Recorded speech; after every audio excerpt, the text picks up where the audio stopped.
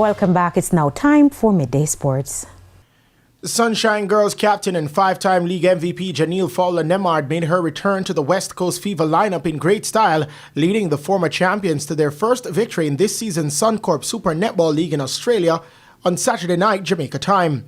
Fowler, who was set to miss the season because of medical reasons, was named player of the game after scoring 59 goals from 60 attempts as the Fever prevailed 67-57 away to the Melbourne Vixens. Yeah, it felt really good to get out there with the girls and play some really good netball. The work right from defense into attack was brilliant today, the best I've ever seen, and they just made my job easier today. Fellow Sunshine girl Shanice Beckford weighed in with 8 goals for the West Coast Fever, who sit second from bottom in the 8-team league on 4 points.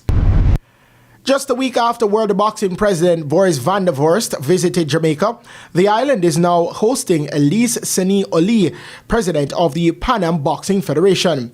Sani Oli, who made history in March to become the first female president of the federation, arrived in the island on Friday. Stephen Bomber Jones, president of the Jamaica Boxing Association, welcomed Oli to the island, expressing confidence in her leadership. She works hard. She sets her standards high.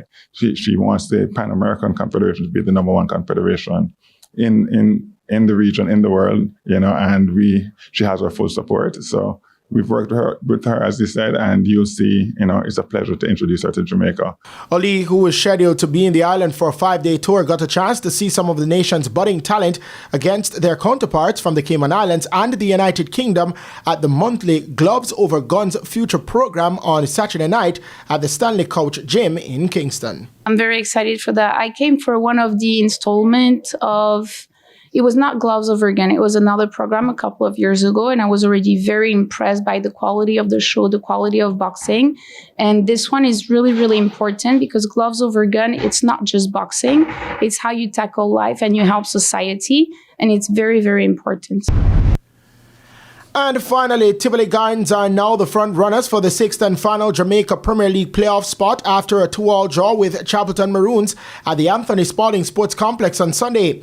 An own goal from Javel Ellis in the 9th minute gave Tivoli the lead. Lennox Russell made it 2-0 in the 60th minute to give Tivoli a cushion. However, just 4 minutes later, Dustin Cohen cut the deficit to 1. The comeback for Chapelton Maroons was complete by Anil Miller in added time. Tivoli are now on 55 points with 1 game remaining. Well, today, it is a disappointing result. The amount of chances that we created in the first half, we should have put this game away from the first half.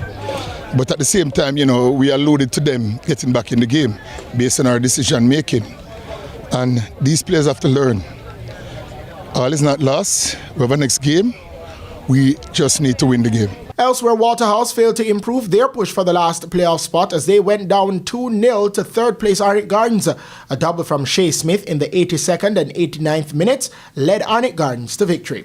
Waterhouse are 7th, also on 55 points. Objective from the start of the season is to finish in the top 2. We're going to give it our best shot. We had some slip-ups, but we're still in with a chance, and we just have to take care of business. And if it happens, it happens. But we just want to just make sure that we do what we have to do. It's one of those games, But we have to take heart from the game. The guys are disappointed, and which it's natural when they lose a game. But they're still in it, and it's a positive sign for them a while ago. So we have to do. Montego Bay United clipped defending champions Cavalier 1-0 to move closer to the last automatic semi-final spot. Jordan Fletcher scored the all-important goal for Mobay United in the 56th minute. The loss for Cavalier confirms that they will have to contest the playoffs. Mobay United are 2nd on 75 points. In the day's other games, Harbourview blanked the already relegated Vere United 6-0 with Trayvon Reed and Tamar Lewis each scoring twice. Leaders Mount Pleasant defeated Malines United by 3-0. Racing United defeated Humberline 2-1, while Dunbar Holding defeated Portmore United 1-0. I'm Christopher Scott, and that is your Midday Sports Report. And that concludes the Midday News Package. I'm Kerry and Simpson. Join us at 7 for Primetime News.